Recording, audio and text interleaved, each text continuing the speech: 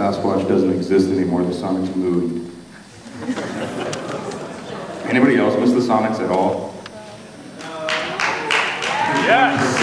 That's probably why they moved.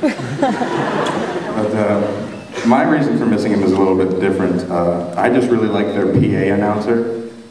You know, every time one of our good players scored, it'd be like, Ray Allen for 3 points, 3 points, Allen. Then one of the crappy players would score, it'd just be like, Jerome James. Some people in here are like, I like Jerome James. Well, that doesn't make him any better. How about Bowtree? That was really weird. And by weird, I mean that made me really want to watch Angry Beavers. Anybody else remember that show? Now I'm going to move on to something else completely different. So by now you've probably noticed that I have a beard. You're right. Apparently it's unique for a 17-year-old high school student to have the beard-growing capabilities of a 37-year-old man. I hear that's the peak beard-growing stage. All my friends are like, God, Chris, you're so lucky you have a beard. But I feel like they're not weighing the pros and cons. Like, there are some pros, like, it keeps me warm in the winter. And when people see me on the street, they give me their spare change. But on the other hand, I get stopped at the airport a lot, so. I really hate airport security. That's the only reason I hate traveling. It's the worst. I swear, first off, when you get to security, the people who check your ID with your boarding pass, I swear, are the only uneducated people in Seattle.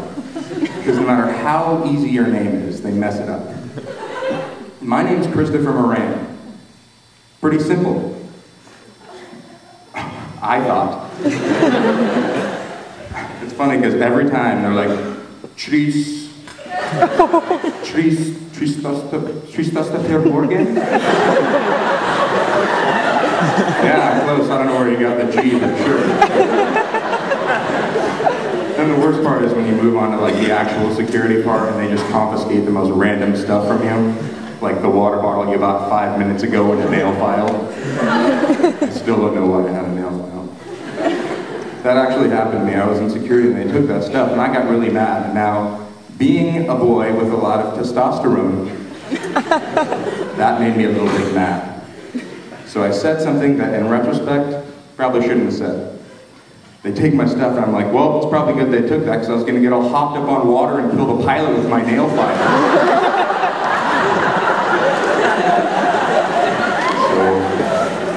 I get stopped a lot now.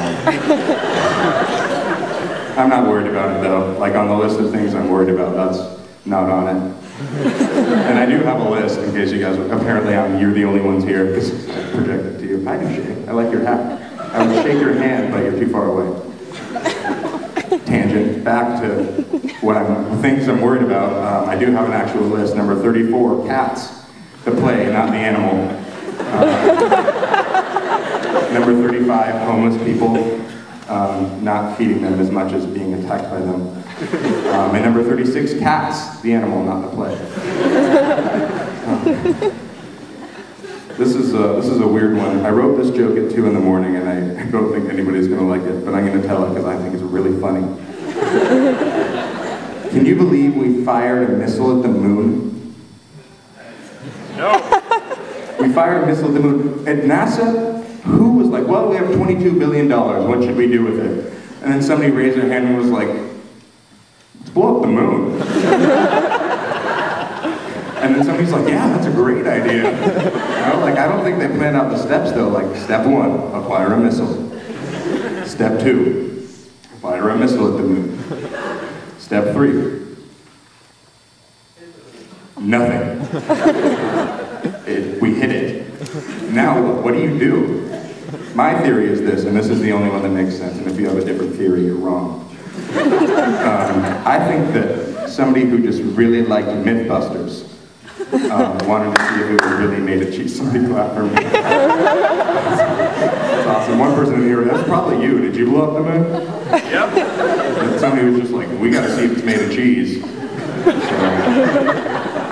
I wish that when that person came up with that idea, I wish that when we hit the moon, the man in the moon came out and was like, what in the world? And then we'd be like, that's ironic, because you don't even live here. Can you even say that?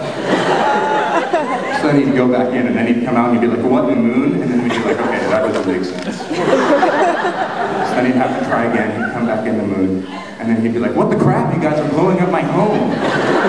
This is where I live, you don't own this. Now I'm moonless. I already talked to the other men in the moons, I can't live with them, we decided that's weird. Moral of the story is don't drink and drive.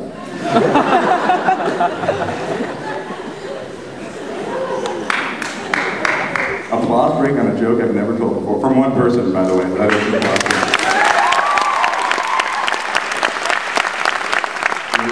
I am very funny. I tell jokes. Here's one that doesn't make any sense because I haven't finished it. I was driving my friend Bob's car when I was in California last week. And it's a 1989 BMW, and it's kind of on its last legs, but he's still proud of it because Beamers are what rich people drive. And I'm driving his car, and he didn't tell me that his car has a faulty warning system that warns you of non-existent issues. So I get in the car and I turn it on, and it's like low on corn. How is it low on corn? I swore I just filled it up. That's the end of the joke, by the way. I love that one. It doesn't make any sense. That's why I like it. Anybody else excited for Christmas? It's like 3 days away. Well, I mean, it's almost Halloween, which is almost Thanksgiving, which is almost Christmas. So if we don't count Christmas, it's 2 days away. But with Christmas comes Santa. I have no gripes with Santa other than I'm often compared to him. But the one thing that bothers me is his most memorable quote is ho, ho, ho. We're quoting him on that. First off, that's a weird thing to quote. Secondly, that's his laugh. Why are we quoting somebody's laugh? I mean, that doesn't make any sense. What if he had a different laugh? That would be even more weird. What if he was like, ha, ho, yeah!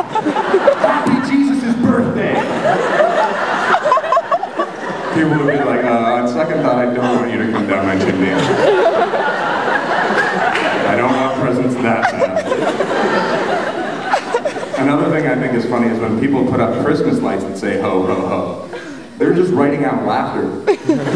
To me, that's like putting up lights that say raffle. Doesn't make any sense. You're not rolling on the floor laughing at all. You're lights. How weird would that be if your neighbor came over and was like, check out my lights. They say LOL. That must mean it's Christmas time. No, it really doesn't mean that. But I had an epiphany the other day. I was at KFC. And I look to my left, and I see the Colonel. I'm like, this guy, with his life full of senility and chicken. I realized I can't wait to be old. I'm so excited. I was weighing the pros and cons, because that's all I do with everything. And I started thinking, there's a lot of pros to this. For one, you never have to buy new movies, because every time you see Forrest Gump, it's going to feel like the first time.